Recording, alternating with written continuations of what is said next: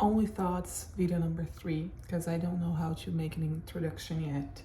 Um, Sitting in the same spot, and I'm gonna read something today. I feel like the second video I did that, I was reading something and then I said something about whatever I was reading. I'm trying to write more often. Used to be just like journaling about myself, but then got a little bit more creative, and then I've been trying to like go beyond with my writing. It's still very like in the beginning of things, like nothing concrete, but I'm trying. And I have my computer here with me, my beautiful stickers, Meryl Streep, Queen. Devil Wears Prada was my very first favorite movie. I remember being like, what, 5, 6 years old, watching that on TV and being like, I want to be her. No. Low key, I still do. I will need my glasses because I am in my last pair of contacts, which means I'm saving them. I'm not using if I don't need to.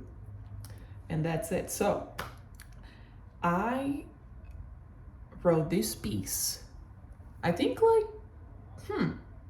about 3 months ago, if I'm not crazy. Yeah, I used to spend a lot of money in coffee shops and just like pretend that I am like a real writer, one that makes a living out of that and then just like, has a paycheck that pays the bills so I can afford to sit down in a coffee shop and write. I used to do that. I might still do. But that's good because I'm always happy when I can create a piece. And this piece is nice because I was writing about a deep feeling that I was having after my therapy session. Most of the things that I read after my therapy session, he has this thing that he goes, tell me the word for the week. Sometimes it's hard to summarize your entire week in one word, like one word, world, one word. And sometimes I just want to say like, chaos, but I cannot say chaos all the time because usually I'm a very happy, chirpy little person. But back to the point. This one is named I'm Not a Liar, but it was not about like lying to people. It was more about like lying about the things that I want, lying about what I like, lying about who I am just because I don't know who I am yet, or because I don't know what people would think. And I'm not like that all the time. I'm usually a very confident person myself, but sometimes, especially when you're trying to adjust to new places, I can see so easily people, including me, trying to like fluctuate in a way that it just fit in. And isn't that like, would that be the thing that we're gonna like chase for the rest of our lives, like to fit in? Whenever I feel like I have achieved something, and I'm not looking to fit in anymore and life is great, something happens and I want to fit in again. And I just realized that I was trying to fit in when I have like 2 or 3 therapy sessions about the same subject. But well, we're trying to improve here. So okay, I'm not a liar, but in between the person I was in the past and the person I want to be, there is this moment. If I would try to describe it, you'll probably not be accurate enough because the lack of something cannot be fully described simply because it's not a whole thing yet. Perhaps it's half. And half is not enough. We cannot commit to half. We want it all. And that's why we lie. At least that's why I do. I lie to myself about the things I want despite not knowing if I really do.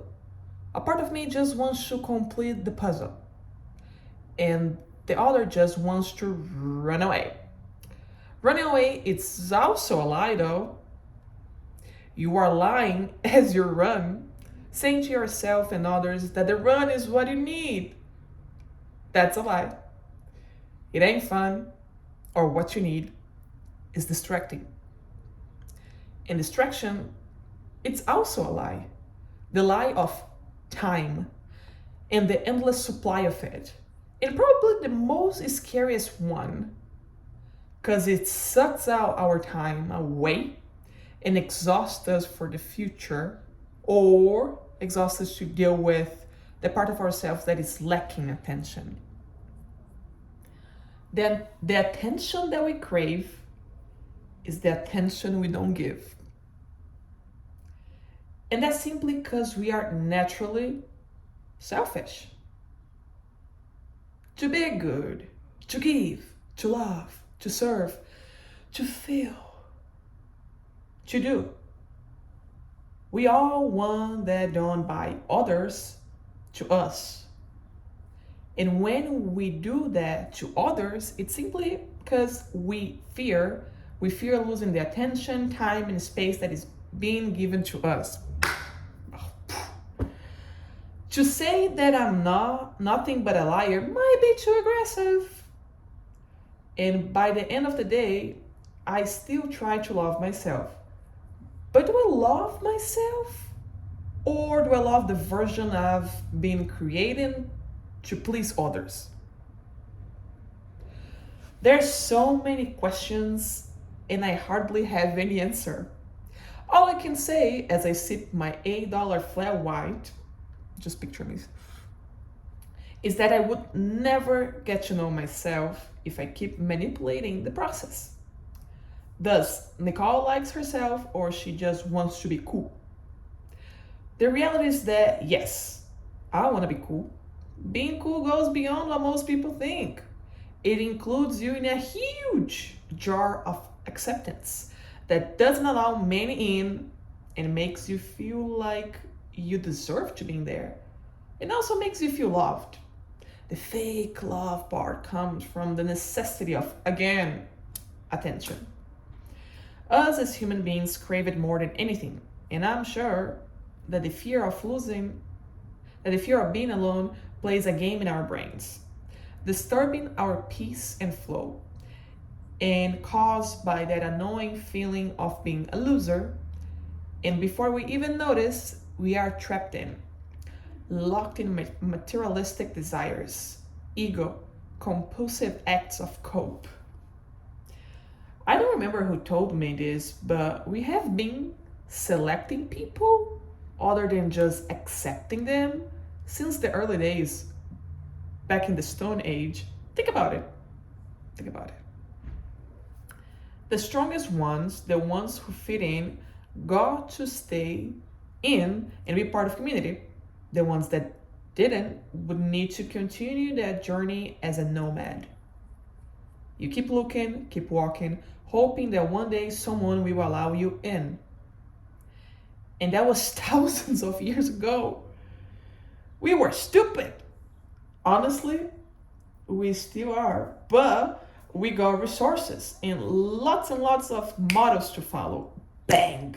Who the F wants to be authentic?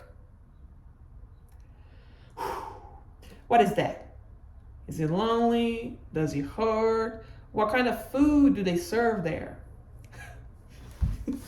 I'm laughing as I write this because I don't know what to do. Well, I might be dramatizing it too much. Matter of fact, I always do. I would do what I like when I have reflective moments like this. I'll take a silent walk around Polk Street. I might not vibe that much with the tech bros, but they for sure got some cute dogs. The crispy air in SF tells me that autumn has arrived, my favorite season. I'll take the walk, but I know that I'm not even close to solve this puzzle. And all I care right now is having enough time to watch The Bear on Hulu, because Jeremy Allen looks way too good in that show, and it's the perfect combination of two of my favorite things: white men with lots and lots of masculine energy and a pinch of daddy issues and good food. Wow, I wrote that? I didn't remember that. Jeremy Allen still. I went for a walk, and no, I didn't think about my issues at all. Instead, I simply walk around. I got my nails done by this nice Asian lady who did an impeccable job. I was watching her closely and I stopped to think about the piece of art that moment was. I gave her a nice tip and kept walking around Polk Street as I told I would do. Everything grabbed my attention. Everything. The sky that couldn't help but being the most unique blue. The stores. I love being a tourist. I love my sweet little alone big girl life. I stumbled upon a magazine store and immediately thought about Dawson and how much he would have loved that place. A paradise for any photography fan. I fell in love and spent enough money to buy 15 lattes in 3 magazines in a San Francisco newspaper.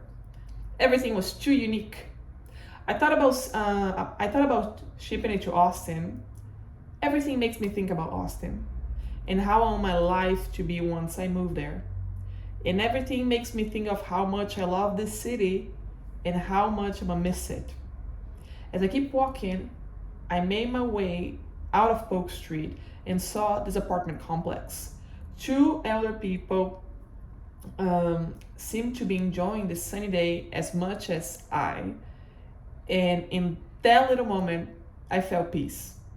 And God showed me how beautiful life can be. Made my way to the bus stop, then took the bus number 12 for the first time. How can I be in love with a place I've been in for such a long time? How am I not getting tired of it? Perhaps the secret to keep looking for its beauty, perhaps the secret is to keep looking for its beauty and taking it all into a morning walk.